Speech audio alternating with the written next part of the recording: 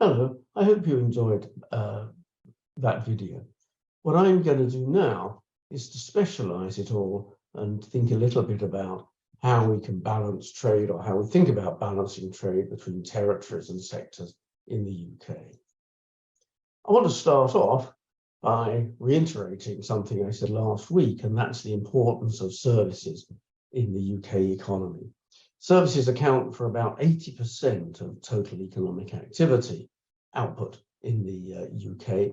Now, lots of those service sectors aren't traded at all, like the baker down the road, but many are indirectly associated with trade because they sell goods that are imported, or because they provide inputs into export by other sectors.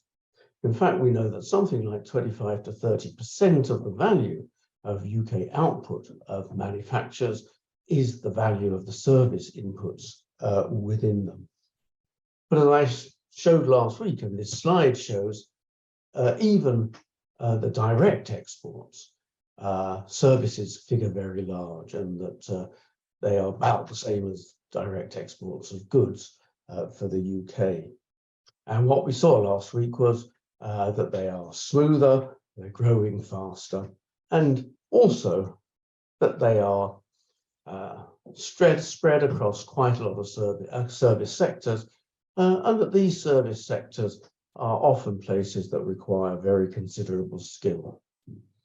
Second point I want to make is that these services are usually pretty heavily regulated. And you want that because you want to know the dentist is properly qualified, or that the bank isn't going to go bust with your money.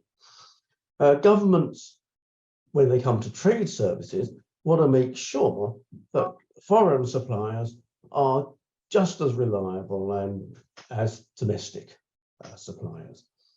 And if they have to do that, they've got to understand the other country's regulation, they've got to accept it as satisfactory, they've got to be sure that it will be enforced properly, and they've got to be able to get redress if it's not enforced correctly. And all of this is pretty difficult to arrange. And that's why services trade is painful, slight, and indeed sometimes completely absent. Now, trade policy applies by sector. You have a tariff on motor car imports, or you have a regulation controlling foreign dentists in the UK. But in thinking about where it lands in regions, we need to know, first of all, how important is trade in a particular sector, and where is that sector located? Now, if we look at the differences in trade by sector, the differences are massive. So here is a table that just gives you some illustrative sectors by how much exports figure in total UK sales. There are some sectors where there are no exports, sewage, water services, care and social work, for pretty obvious reasons. There are some where trade is possible, but it's still very low. Wood products, products of agriculture, rail transportation. This partly reflects technology, it partly reflects competitiveness. But then there are sectors which depend very heavily on exports. Machinery, dyestuffs, chemicals, business support, petrochemicals. If we turn to imports, the story actually turns out to be very similar. If you can't export, you probably can't import. And here we find, with effectively no imports, sewage, care and social work, gas distribution, and so on. Sectors with very low imports are health services, electricity transmission, mining support services, has to be done locally. And we have sectors where imports provide more than half of total purchases within the UK. Motor vehicles, business support, electrical equipment, electronic equipment, leather, and so on. So there are really very, very big differences. Now, that's important if these different sectors are located in different parts of the country. So in this particular figure, it's not as scary as it looks. I want to look at the distribution of a few illustrative sectors between the southeast, that's roughly East Anglia Southeast England and London, and the rest of actually Great Britain. We can't get Northern Ireland into this table exactly. The size of the circles is, roughly speaking, the size of employment in that particular sector in Great Britain. So if we start on the top left, crops and animals, that's agriculture and fishing, what we find is that the Southeast contribution to these to jobs in these sectors is really pretty small.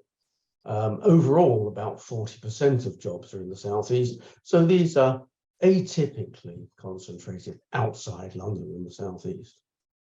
If we move along that first row, electronic equipment and motor vehicles, big manufacturing sectors.